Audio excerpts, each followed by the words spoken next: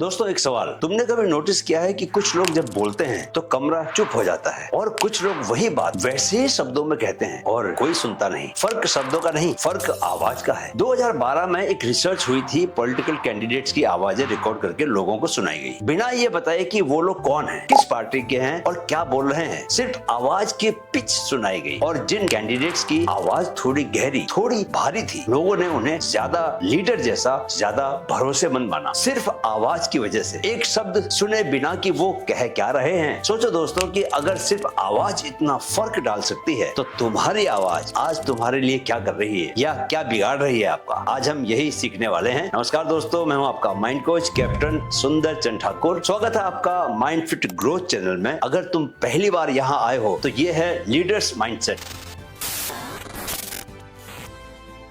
Mind fit growth की एक बहुत ही खास सीरीज, जहां हम वो माइंडसेट सिखा रहे हैं आपको जो हर बड़े लीडर में होता है, चाहे वो सीईओ हो, चाहे वो चीफ एग्जीक्यूटिव ऑफिसर हो, एंटरप्रेन्योर हो, आईएएस ऑफिसर हो या आर्मी या पुलिस में वर्दी पहने कोई ऑफिसर। हर हफ्ते 2 नए एपिसोड्स एक के ऊपर एक बनते हुए। सब्सक्राइब कर लो चैनल को ताकि कोई एपिसोड आपका मिस ना हो। दोस्तों पिछले एपिसोड में हमने बात की थी बॉडी लैंग्वेज की, कंधे, आई कॉन्टैक्ट, हैंडशेक। अगर वो एपिसोड आपने नहीं देखा तो लिंक मैं डिस्क्रिप्शन बॉक्स में दे रहा हूं, पहले वो देख लेना, क्योंकि ये सीरीज एक के ऊपर एक बनती है। यानी कि पिछली बातें जब सीखते हो तो आगे बढ़ने में मजा आता है। आज बात करेंगे दोस्तों उस चीज की जो बॉडी लैंग्वेज के साथ साथ चलती है, तुम्हारी आवाज। क्योंकि तुम कितना भी अच्छा पोस्चर बना लो दोस्तों, अगर आवाज कमजोर है, कांपती है या बहुत तेज, बहुत धीमी है तो पूरा असर खत्म हो जाता है। जी हाँ दोस्तों, चाहे बात एक सीईओ के बोर्डरूम की हो, एक आईएएस ऑफिसर के दफ्तर की हो या फिर आर्मी की बैटलफील्ड की हो, हर जगह पर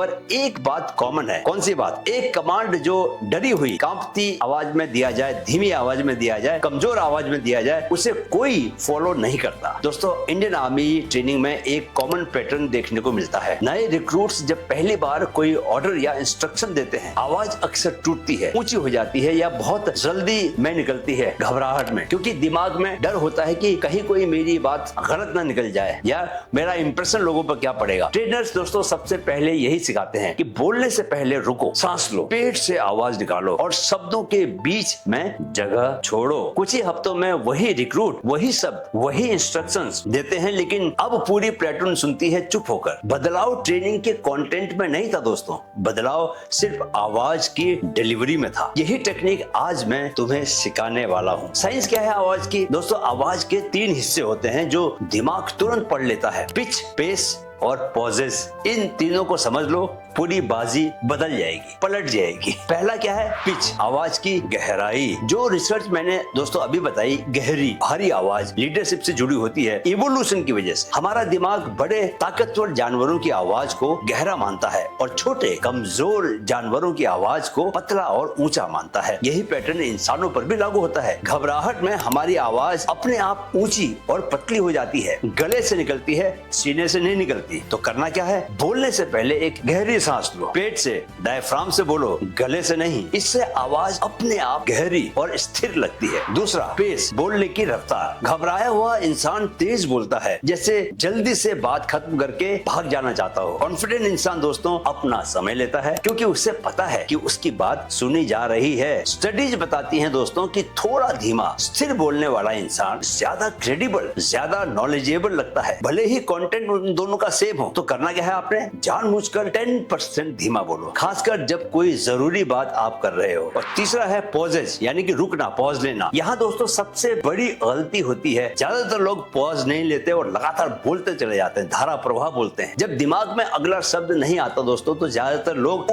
एक्चुअली जैसे कि ऐसे शब्दों का इस्तेमाल करते हैं। इनको हम फिलर्स बोलते हैं। वो इसलिए इस्तेमाल करते हैं क्योंकि उनको लगता है कि तब तक उनको दूसरी बात जो एक्चुअल में कहना चाहते हैं वो दिमाग याद कर लेगा। चुप्पी के दौरान दोस्तों ये फिलर वर्ड्स हर बार कॉन्फिडेंस को कम करते सुनाई देते हैं, लेकिन एक ट्रेंड स्पीकर वहीं पर सिर्फ रुक जाता है। क्या करता है? रुक जाता है, साइलेंस। और वो साइलेंस कमजोरी नहीं, ताकत लगती है, क्योंकि सिर्फ वही इंसान बिना घबराए रुक सकता है जिसे यकीन हो कि लोग उसका इंतजार करेंगे, उसकी बात को सुनने का। तो करना क्या है? अगली बार जब शब्द न मिले मत भरो, सिर्फ रुको, 1 सेकंड की चुप्पी रखो और फिर अगला शब्द बोलो। दोस्तों इस तरह चुप्पी रखने से, इस तरह रुक जाने से तुम्हारे दिमाग को समय मिल जाता है और वह इस दौरान तुम्हें जरूरी शब्द अपने आप दे देता है। अब जानिए कि आपको प्रैक्टिकल ड्रिल्स क्या करनी है। 4 आसान एक्सरसाइजेस हैं दोस्तों, रोज 5 मिनट के लिए आपको करनी है। मैं तो इन्हें रोज करता हूँ। एक्सरसाइज नंबर 1 है डायफ्राम ब्रीदिंग। पेट को हाथ में रखना है, गहरी सांस लो,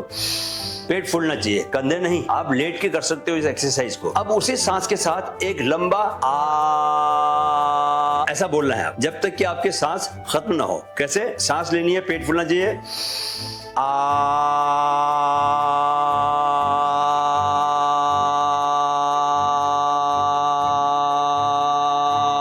देखो मैंने अभ्यास किया तो अभ्यास करते करते मेरी आवाज एक ही पिच पर आ रही है, सेम पिच पर आ रही है। लेकिन जब मैंने शुरू किया था तो मेरी आवाज बताऊं कैसे निकलती थी? ऐसी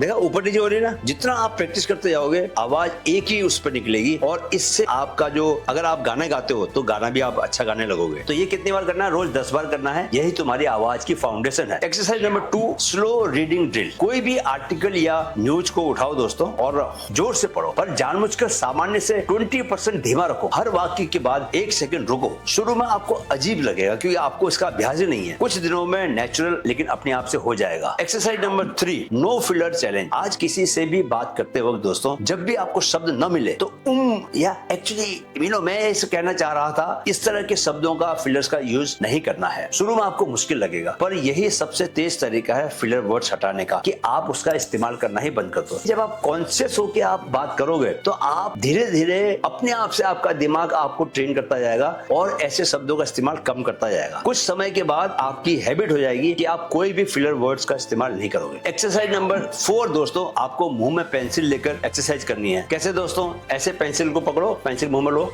और उसके बाद पढ़ना है। यह आपके उच्चारण को बेहतर करता है। क्या? यह आपके उच्चारण को बेहतर करता है। आपको पूरा मुंह खोल के पढ़ने की आदत बनती है, मुंह की मांसपेशियां इससे मजबूत होती है। इसके अलावा दोस्तों मैं अपनी आवाज ठीक करने के लिए भ्रामरी प्राणायाम करता हूं, जहां आपको आंख और कान बंद करके भंवरे की आवाज निकालनी होती है। कैसे? आप आंखें बंद कीजिए, कान बंद कीजिए और सांस लीजिए अंदर और भ्रामरी प्राणायाम। आप टंग को आप ऊपर लगाएंगे, ऐसे ऊपर टच करेंगे तालू के साथ।